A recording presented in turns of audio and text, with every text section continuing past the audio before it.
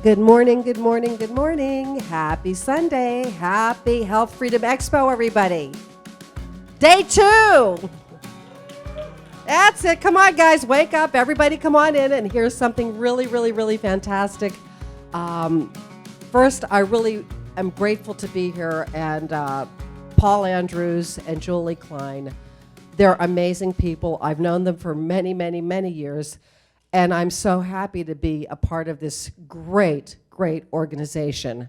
So today, this morning, I have the pleasure of introducing Ocean Robbins.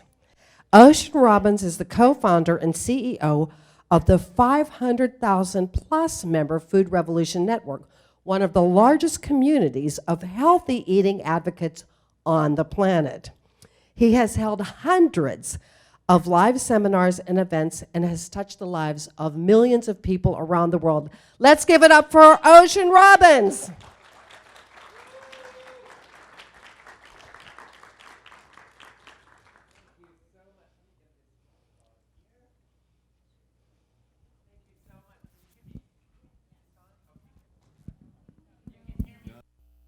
You want to get it? There we go. Okay.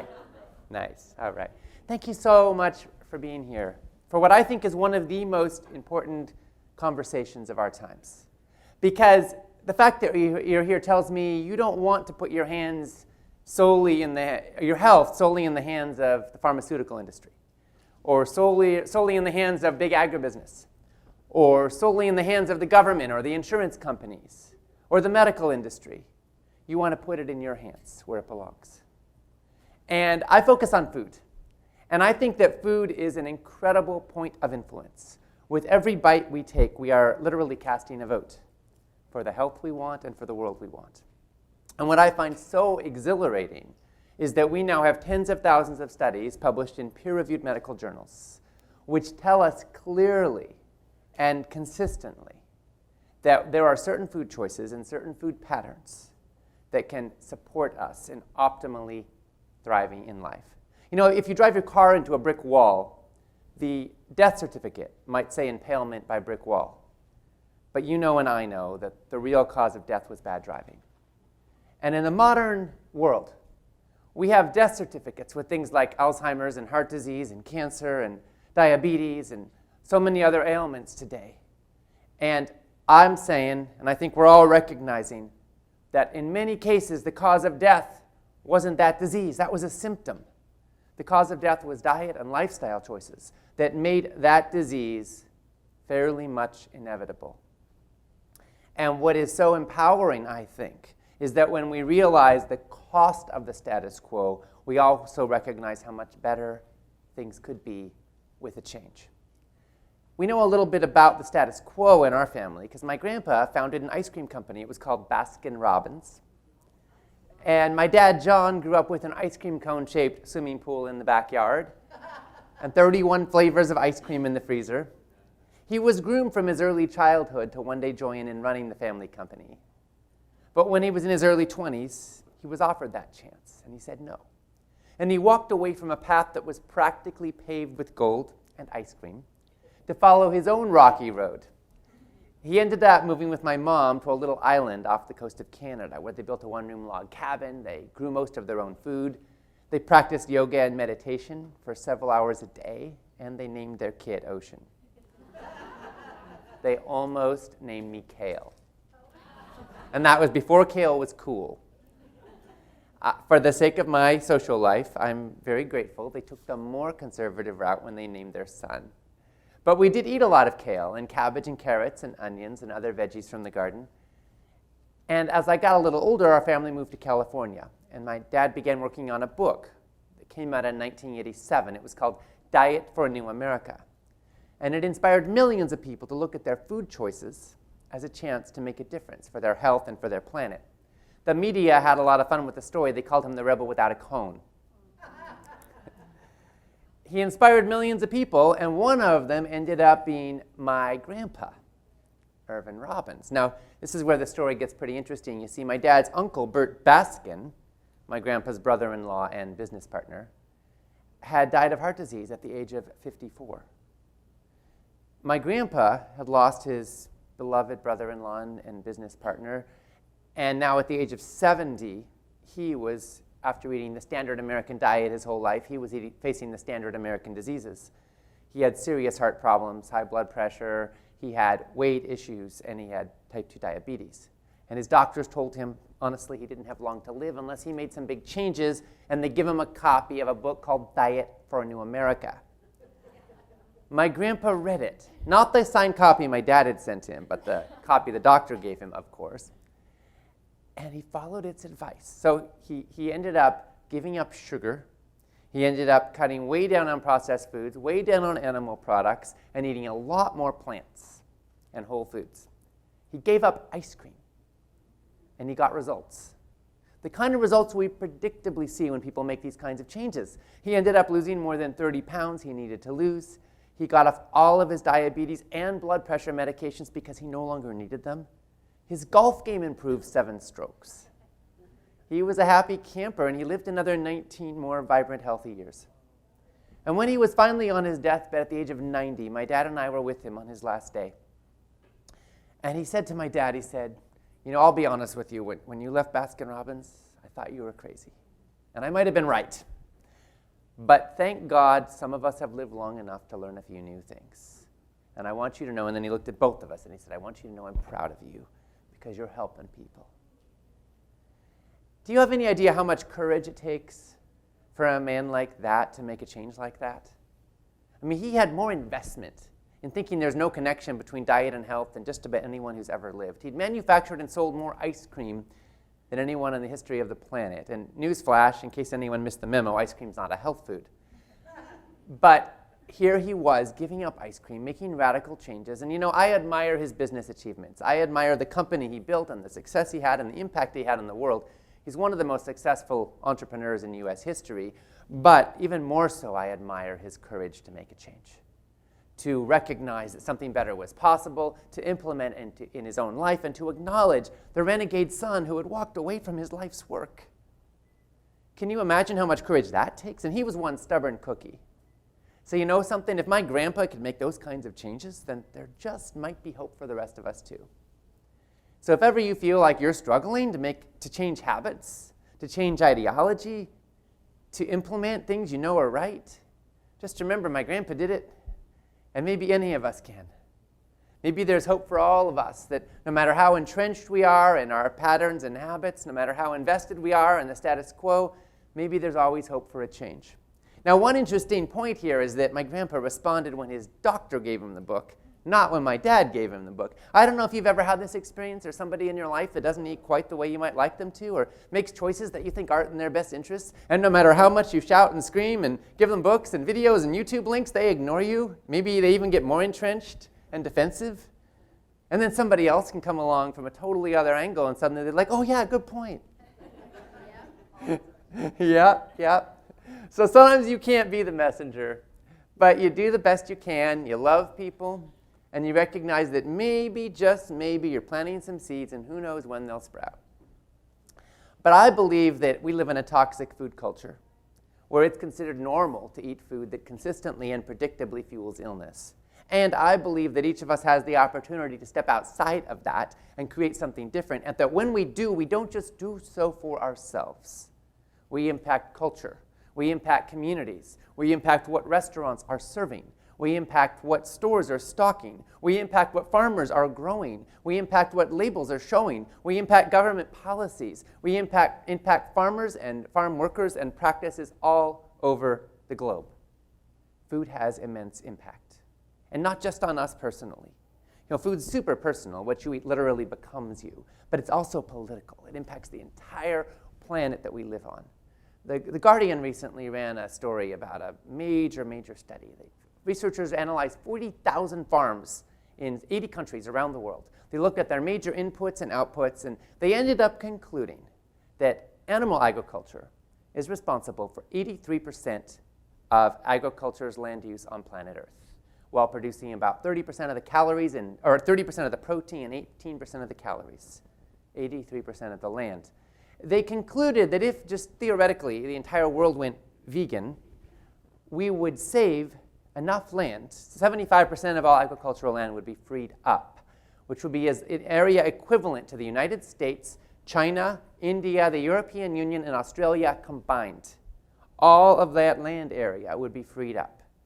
Now, what could we do with land like that? We could put it into forests that could be carbon sinks, that could produce, we could grow fruit trees. We could grow food for future generations more sustainably without pushing our soil so hard. We could create ways to sequester carbon. We could put up windmills, and we could put up solar panels, or we could have more space for all kinds of activities, or we could let wildlife have at it, and allow some of nature to come back. There are so many wonderful things we could do with that space.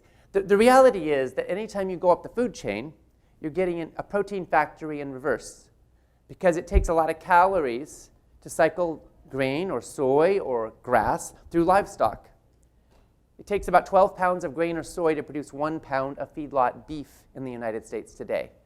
The other 11 is essentially wasted. It goes into hoof and hide and bones and energy the animal uses to move around, and manure and flatulence.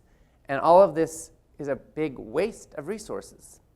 And it takes a lot of land. People talk about pasture raised, and yes, it's more humane. It can be done far more sustainably, but only on a relatively small scale, and here's why. It takes a lot of land to graze cattle. A lot of land. The amount of beef we are eating in the United States today is unsustainable for this planet, not even close. So pasture raised can be a step. If you're going to eat meat, it's definitely a big step in the right direction, but from an overall resource standpoint, we've got to cut down. We've got to eat less if we want future generations to have enough land, soil, and water to grow their food. And speaking of water, it takes about 2,000 gallons of water to produce 1 pound of beef in the United States today. And in a world with droughts, and I live in California where we have a lot of drought issues. Right now we're not in a drought, but we were in a really bad one a couple years ago. It could come again, probably will at some point. And in our state, every year, we export alfalfa to China for their cattle in such quantity. It's the amount of water that goes into that alfalfa is more than the entire city of San Francisco uses, just for China's cattle. We use more water in the state of California for animal agriculture than we do for all civilian government and business uses combined. And we import most of our animal products in our state. So the amount of water that this industry takes is tremendous. It's water to irrigate the cropland, even to irrigate the pasture when cattle are grazing outside.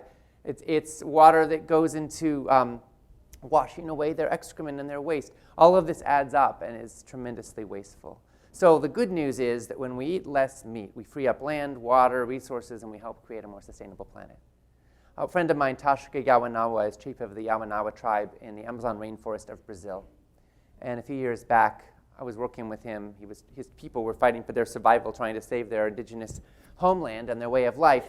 And the biggest encroachment they faced was cattle ranching. And so cattle ranchers would come in illegally and cut down or burn forests to create land to graze cattle on the land that these people technically had title for. And so what we did was we worked with Tashka to raise money so that they could buy an airplane. And they also got a satellite phone and solar panels so they could run the satellite phone. And they would fly over their territory and report any illegal ranching activity so that the government could hold people accountable to their encroachments. And it's a small step, but what I saw was that as long as we have this voracious appetite for beef, then it's got to come from somewhere. And when it comes from the rainforest, well, guess what? There's going to be an economic pressure to cut those trees down. And if it's not Tashka's people's land, it might be somewhere else. So I came back and I thought, because I used to run a nonprofit organization working with leaders in 65 countries, and I came back and I thought, I got to work on food, because everybody eats. And what we're eating is having this huge impact. So in 2012, I joined with my dad and now my colleague, John Robbins, in launching Food Revolution Network. And we're standing for healthy, ethical, and sustainable food for all. We've reached millions of people with our online summits and classes. We have about 20,000 visitors a day on our website. We have over 500,000 members right now. And we are standing for a healthier world through the power of what we put on our knives and forks. And I'm so excited to be a part of this movement. You can probably tell I'm a little bit enthused about this. And I want to talk about another aspect of food. In this toxic food culture, we've essentially allowed big agribusiness to take over our food system. And what's happening is that the American food supply is contaminated with pesticides that are known neurotoxins, with hormones and antibiotics and flavorings and additives and colorings and preservatives and added sugars and GMOs. And all of this stuff is creating a toxic soup that is fueling illness for millions and millions of people. And I want to talk about GMOs for just a second. Some people say, what's a GMO? And they think it means God move over. But it's not. It's genetically modified organism. And what's happened is that Monsanto, now owned by Bayer, and the big agribusiness companies and agrochemical companies, they made some promises to the world. They said that GMOs would give us more drought-resistant crops, bigger yields, better flavor, better nutrition, and lower pesticide consumption. So far, about 30 years into the mass production of GMOs, we haven't seen any of those benefits. The Union of Concerned Scientists did a major study about the yield issue. They ended up calling it failure to yield. They concluded the GMOs led to no net increase in crop productivity. Other researchers have found that they have led to no net decrease in water consumption. They have led to a net increase of more than 500 million pounds of pesticides on our croplands. And they have not brought us any improvement in flavor or nutrition. What they have brought us is crops that have one or both of two traits. One is that they are pesticide producers. They produce the insecticide Bt in every cell of the plant. So now you can wash them and the Bt is still there. And certain bugs, when they take a bite, their stomach splits open and they die. Now, Bt is generally considered fairly non-toxic to humans. It might be. It's often used in organic agriculture. But I don't know anyone who wants to sit down and drink the stuff. And now it's in every cell of these plants. Number two is that they are herbicide tolerant. So now they can be sprayed with herbicides like glyphosate, which is the primary active ingredient in Roundup, and other herbicides, and the plant will stay standing and the weeds will die. Trouble is, these herbicides are not necessarily safe for human consumption.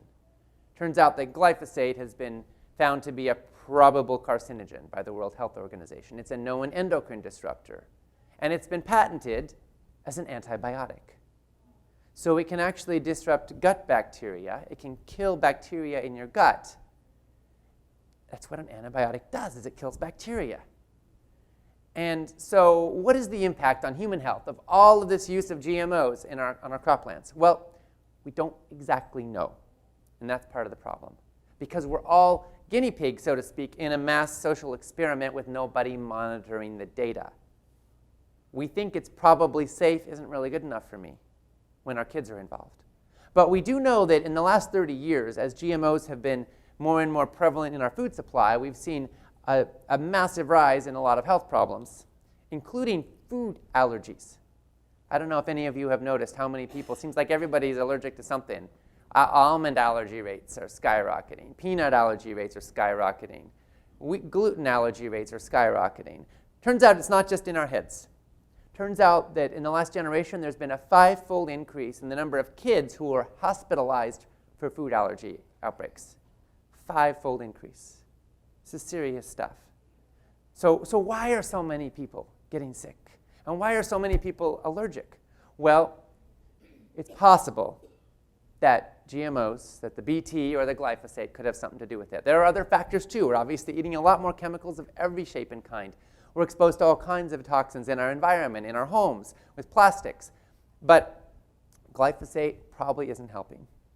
And correlation is not causation, but when you see a correlation this strong, then it begs further inquiry. So let's suppose you're somebody who doesn't want to eat GMOs. Let's suppose you're somebody who doesn't want to eat glyphosate.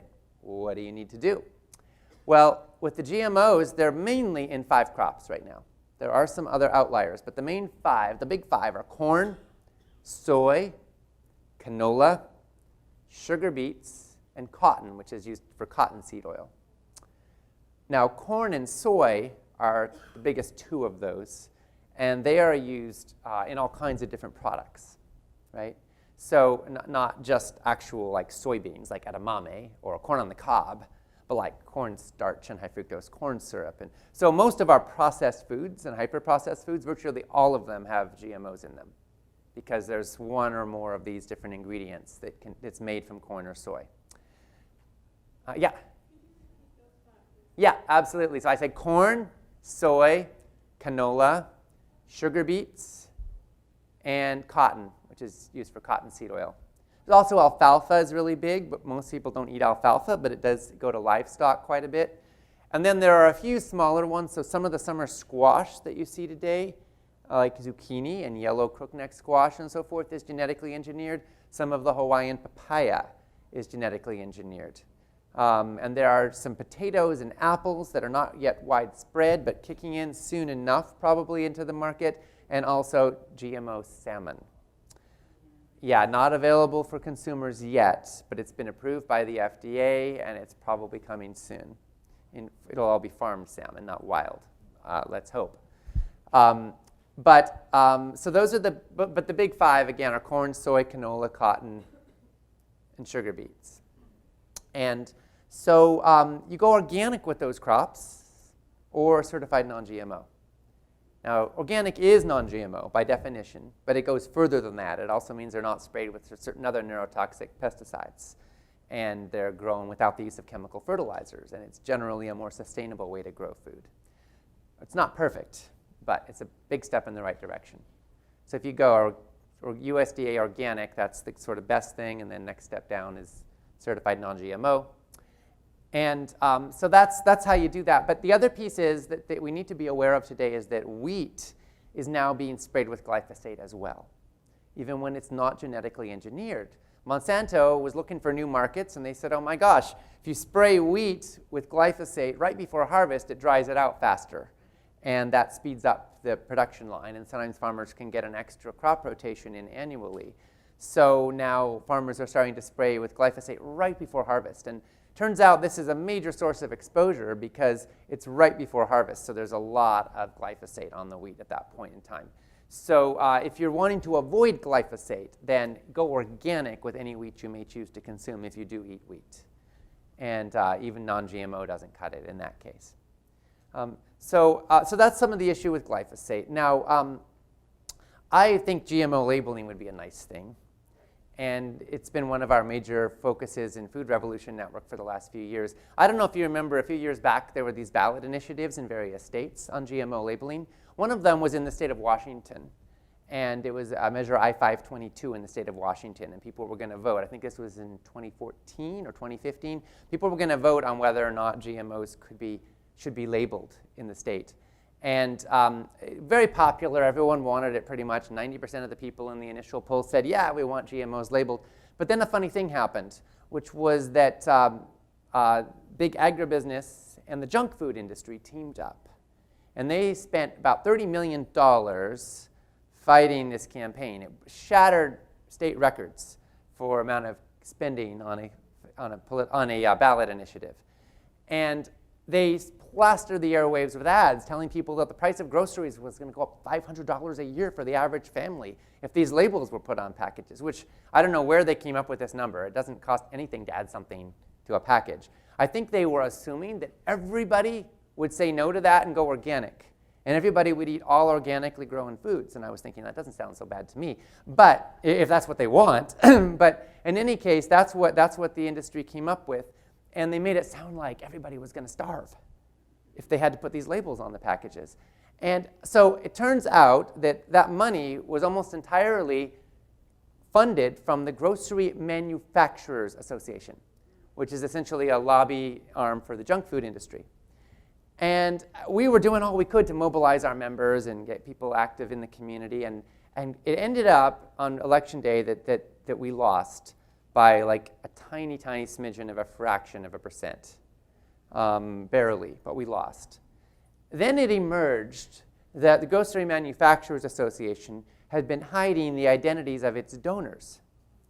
And the state attorney general sued them and got them all released. And it turned out Coca-Cola had pitched in a couple $1 million, and Pepsi had pitched in a couple $1 million, and all these other big junk food companies had put in money to fund the GMA and the fight against GMO labeling. And so we thought that was interesting, and the campaign, the lawsuit continued, and just recently was finally settled, and the GMA was hit with a $30 million campaign finance fine, the largest fine for a campaign finance law violation in US history. It has essentially sunk the GMA. The members are all leaving now. The lobby is seemingly on the way out. But we still lost at the ballot box. However, a short time later, I was thinking, what are we going to do to try to turn this thing around? And how can we possibly compete against these guys? They've got so much money. And then I was out shopping at our local natural food store. And I reached for a Odwalla Mango Tango. And my son River, the ocean refuses no river, our son River says, I was hot and kind of low blood sugar, and he says, Odwalla is owned by Coke. And I look at him and I'm like, oh, aren't you smart? Well, I want this thing. And he's like, so you want to give your money to Coke? And I was like, oh, well, maybe if we buy this, they'll make more good things and, less bad things. And he's like, so you want your money to go to Coke? And I very sheepishly put it back and turned a little beet red and didn't get an Odwalla that day. And then I started thinking, wow, Food Revolution Network members don't buy a lot of Coke. But we do buy Odwalla and Zico coconut water and Honest Tea and Dasani and Vitamin Water and Simply Orange and other natural brands that Coke owns. And I realized our son River had tipped me off to a new strategy. So we ended up launching a boycott, focusing on the natural brands that Coca-Cola owns, and calling for them to label GMOs, or at least to stop fighting the labeling of GMOs. We really wanted them just to step out of the battle. And we ended up getting over 300,000 people on board for this campaign, signing on a petition and joining the boycott. And then we went to Coke. And we said, you all say that you support transparency and consumer empowerment. This is in your mission statement. But you're spending millions of dollars fighting our right to know how our food was produced. That doesn't sound like you're in integrity with your values. And it's costing you money. And I knew, through a friend of a friend, the founder of Honest Tea, Seth Goldman. And I reached out to him, and he was still working, running that brand, even though he had sold to Coke. And I said, hey, love your brand. You make some great stuff, but we're boycotting you. And he said, well, that's not very nice. I said, no. But here's the thing. I said, I know you support GMO labeling, because he'd been one of the founding board members of Just Label It back before he sold to Coke. And I said, so I want you to be able to go to your bosses and say, look, you all are costing my brand money. And he ended up doing just that. And we ended up getting in the door and having a meeting with their senior leadership in Washington, D.C. And Coke said to us, essentially, we're just one small company. We can't do much by ourselves. And I said, okay. So what they wanted to do was to bring together leadership from a lot of the big food industry companies. Turns out these folks are pals, and they do a lot together. So we ended up getting leadership from Coke and Nestle and Unilever and Mars and the American Beverage Association and some other major companies. And then we brought leadership from Center for Food Safety, Just Label It, Food Revolution Network, of course, and Consumers Union, which publishes consumer reports. And we all got together for what ended up being a series of meetings in Washington, D.C. over the course of a couple of years. And what we were looking to see if we could find any common ground. And what we heard from all of these companies was they were sick and tired of spending millions of dollars fighting GMO labeling and feeling like they were getting a PR black eye for doing it and looking like they didn't support the consumer's right to know where their food came from. They didn't think that was good for their brands. And they didn't think it was a good use of money, but they felt trapped because they didn't want to put a skull and crossbones on their products, and because they didn't want a patchwork quilt of different laws in different states. They wanted something uniform and national, and that made total sense to me. I think we all wanted a national solution. So we started looking at options and ways to address it, and we ended up coming with a plan over the course of a couple of years that we could all agree on. And we got lawyers from both sides working together to hammer out legislation that we were going to introduce to Congress. It would have been the first time in perhaps national history that the food industry and the food movement would have joined together on a piece of innovative major legislation and launched it together. And we were just on the edge when Congress passed what we call the Deny Americans Right to Know Act, or the DARK Act, which essentially eviscerated GMO labeling in this country. And then the president signed it, and our efforts never bore fruit in legislation. Essentially, GMO labeling became voluntary. But even so, some of the companies volunteered. Mars went ahead and said, we're going to disclose anyway. So they now tell you if there's GMOs in their products, it says so. And they also cut GMOs out of a lot of their products. And when I wrote to the senior VP, I said, thank you so much for doing this. He said, oh, it's because of our conversations. You pushed us to do what we really should have done a long time ago. And yeah.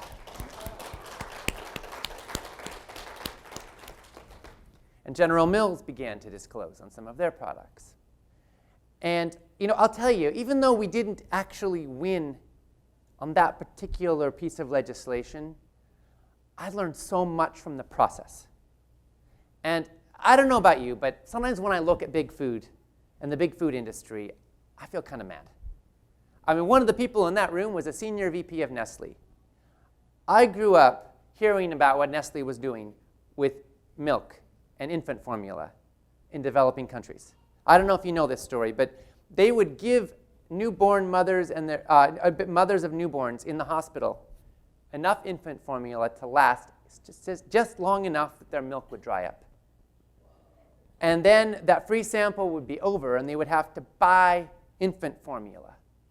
Poor women who had no money would have to buy this infant formula to feed their babies and put it with contaminated water.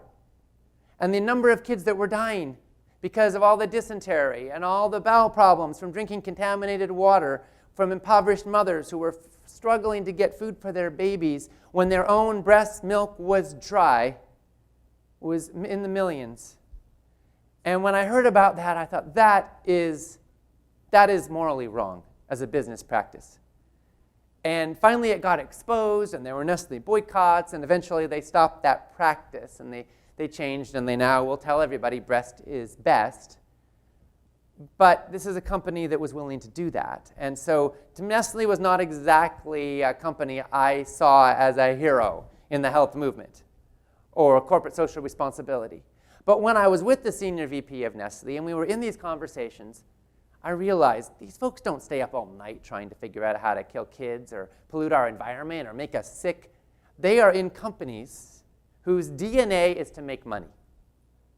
And all of these folks feel kind of like cogs in a machine. And you know something? If they don't help the company make money, they're out. And it doesn't do any of us any good if every company that tries to do the right thing one day goes out of business the next day. So we've got to figure out how to change the marketplace so that companies get rewarded for doing the right thing. Because every single one of those folks that we were meeting with, I guarantee you, they would rather contribute to human health than to human sickness. They would rather contribute to a healthy planet than an impoverished and violent and polluted one, if given the choice. But they feel stuck. And Coke does feel like only one small company. And so what I realized is who's really got the power here? It's actually the consumers. Yep, because they're accountable to the marketplace. And if we say, you know what, you do the wrong thing and you're punished in the marketplace, it just takes a tiny tipping point to shift an entire company's practice. If they can get a 1% market edge by doing something better, suddenly it makes good business sense.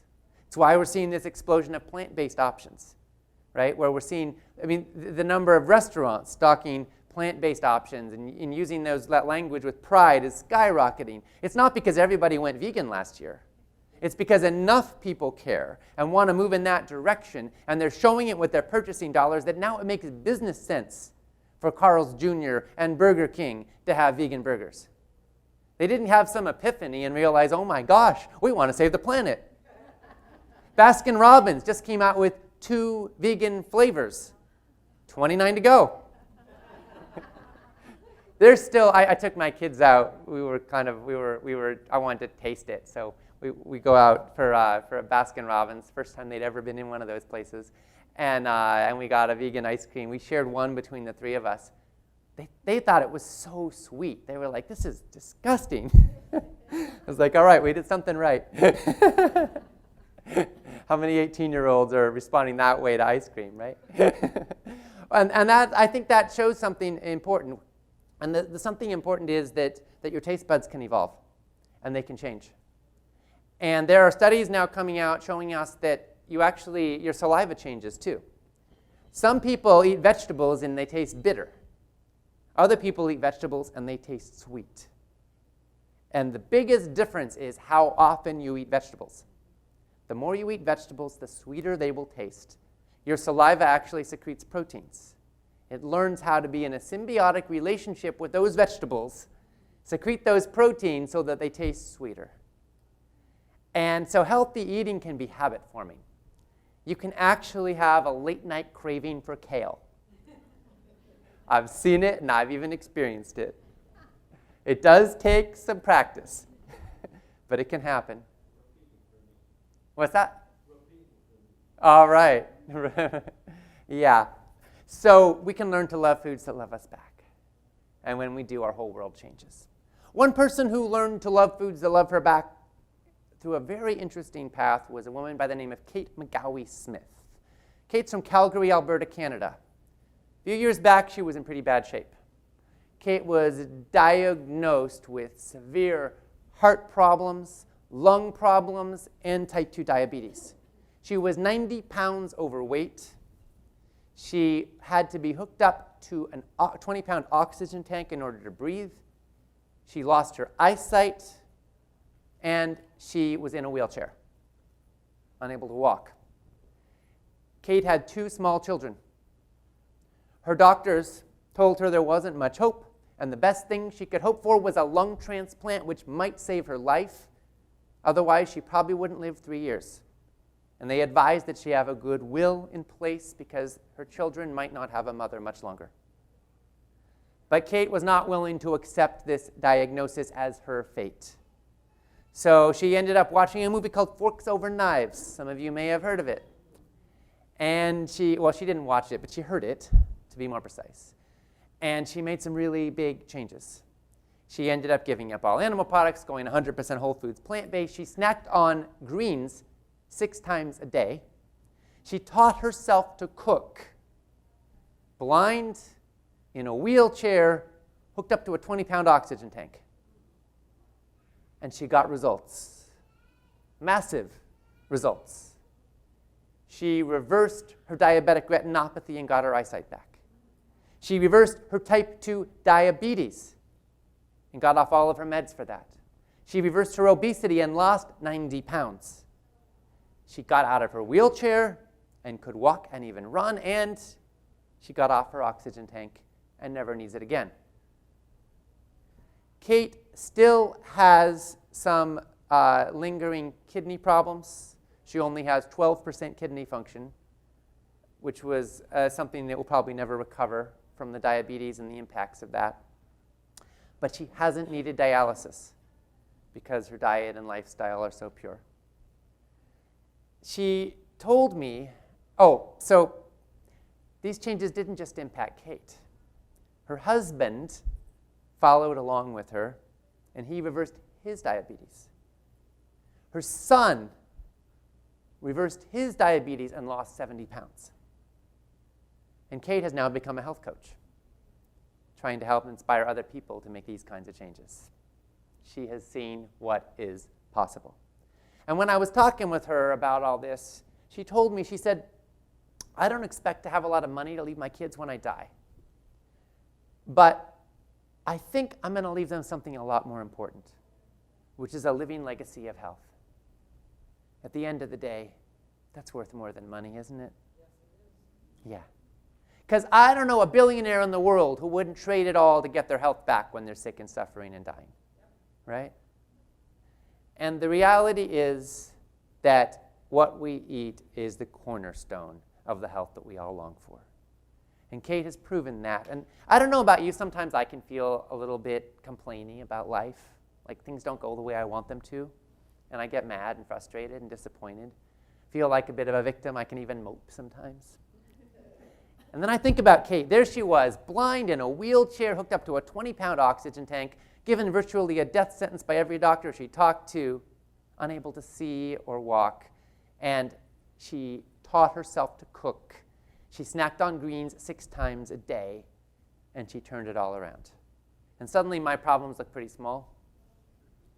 No matter where you are, no matter what you've been through, no matter how entrenched you might be in certain habits, it's always possible to make a change. Sometimes pain pushes really hard. Sometimes vision pulls.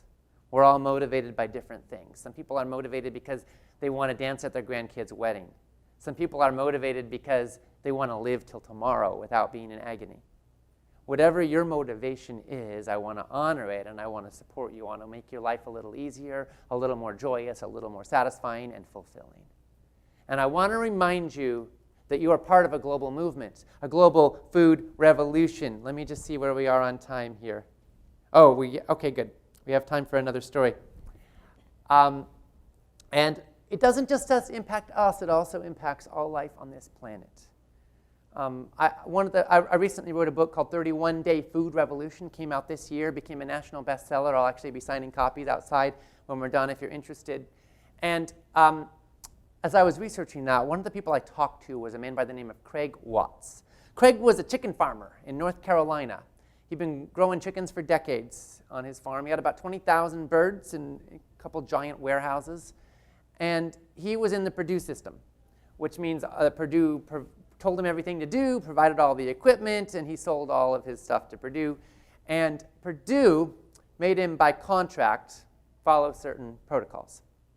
So the chickens were given about 1 square foot per bird on average. And this is birds that have 3-foot wingspans. They were bred to be morbidly obese, and so, which of course increases the poundage. It's kind of the equivalent to if a human infant, by the time they're 3 months old, weighed about 600 pounds. They became so fat that they couldn't walk. So these birds are lying on the ground, unable to walk, and their feathers begin to fall off. They're sitting in poop. Not just their poop, but the poop of generations of birds before them.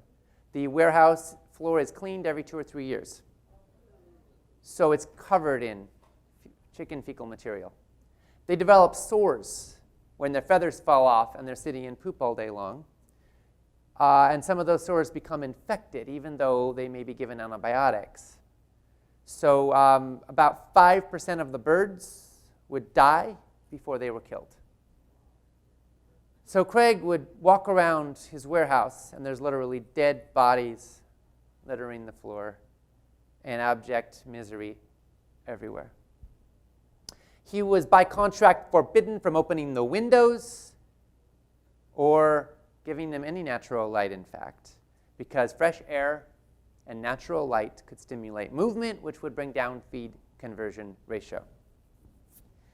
And what Craig was doing was normal. In fact, some of it was required in his contract. He was barely making a living. After 30 years, he'd finally almost gotten out of debt to Purdue from all the equipment and infrastructure he had set up in the first place. But he was trying to do what he had to do to keep a roof over his head. He didn't have a lot of education, didn't have a lot of money, didn't know what his other options were. And then he sees an ad on television. Jim Purdue is saying, "We treat our chickens well, and they're happy and they're healthy." And Craig says, "I might be cruel and I might be a chicken farmer, but I am not a liar. And if I allow this man to speak for me, then I am lying to the American public." So he decided to do something very unique. He invited Compassion in World Farming, which is an animal welfare organization, to come on in with their cameras and film his award-winning Purdue chicken operation. And he walks around and he shows the bodies and he shows what's happening and he shows the morbid obesity and the sores. And he says, "I am not a vet, but I can tell you these birds aren't healthy. I'm not a psychologist, but I can tell you these birds are not happy." And he says, and this is normal in the chicken industry today. And that video went viral. This wasn't some undercover operation where, an animal rights group comes in. This was a farmer opening the doors wide. Purdue was not happy. They tried to punish him in every way they could think of. He ended up parting ways with them. His farm is no longer growing chickens, it's now growing crops for humans. And Craig has changed vocation. He has become a consultant, helping factory farmers to transition to more sustainable career pathways. Yeah. And I'll tell you something. If Craig could have that kind of courage, if Kate McGowie Smith could have that kind of courage, if my grandpa could have that kind of courage, then what are we going to do? Because you know something? Every single one of us, once we get this information, once we know what's happening, and once we know that something else is possible, I say that it's time to light a fire inside of us. I want to light a fire in your heart right now that says enough is enough to the status quo. Enough is enough to a third of our kids being expected to get diabetes in our lifetime, 70% of our population being overweight or obese. Enough is enough to 14 million people dying every year from heart disease, 10 million from cancer. When we now know that 80 to 90% of heart disease and cancer could be prevented with diet and lifestyle changes. Enough is enough to the average American senior being on 5 prescription medications right now. Enough is enough to more of us being sick than healthy, more of us being overweight than lean. Enough is enough to brain fog and misery and suffering and feeling like crap. Enough is enough to the aches and pains and misery and thinking that aging equals ever more decrepitude and suffering. Enough is enough because you know something? Aging can be about maturing, ripening, growing in wisdom and vitality. We should be able to enjoy our wisdom years, not suffer and survive barely through them. And I say it's time for every one of us, once we get this information, to do something about it.